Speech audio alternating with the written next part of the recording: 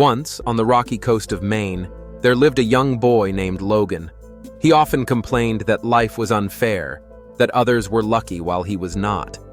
Every morning, he arrived late at the harbor, dragging his feet and muttering, "I'll try tomorrow."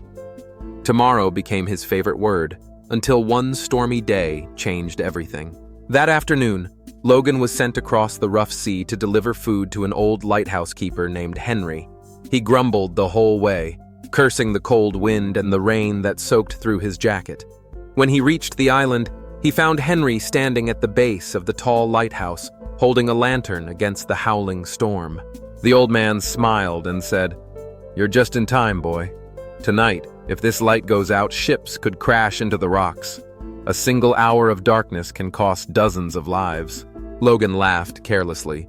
"If I were you, I'd light it once and let it burn all night. Why climb up and down every evening?" Henry didn't answer. He turned a small hourglass in his hand and said quietly, "Would you like to hear a story, Logan? A story about a man who lost his fortune because he thought he still had time." Logan shrugged, but curiosity flickered in his eyes. "Many years ago," Henry began, "in a small Scottish town there lived a silversmith named Edward. He was talented, but terribly lazy.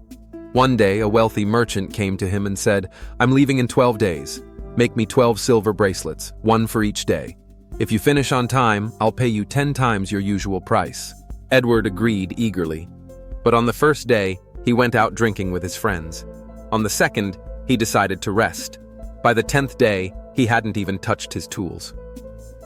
When the snowstorm came on the 11th day, his furnace went cold and he caught a fever.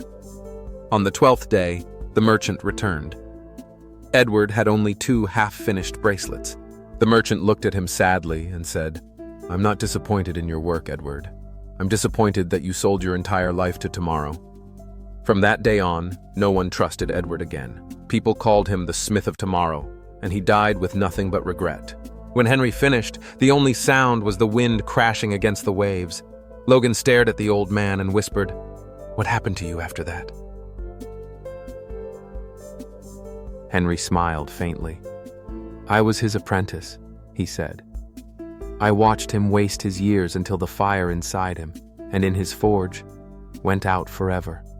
From that day, I promised I'd never let my own light die because of delay." He turned toward the raging sea. "Look, Logan, the ocean never waits. It moves, it devours, it passes. Time is the same. It doesn't hate us, but it never stops for us either." Logan stood silently, the wind whipping his hair, the words sinking deep into his chest.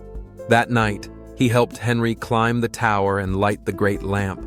For the first time, he understood what it meant to keep a light burning, not just for ships, but for one's own life.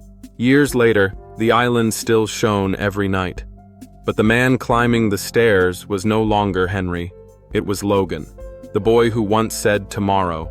He became the youngest lighthouse keeper on the coast, and to every visitor who came, he told the same story, ending with these words: "If you think you still have time, look at the sea. The waves wait for no one, and neither does life."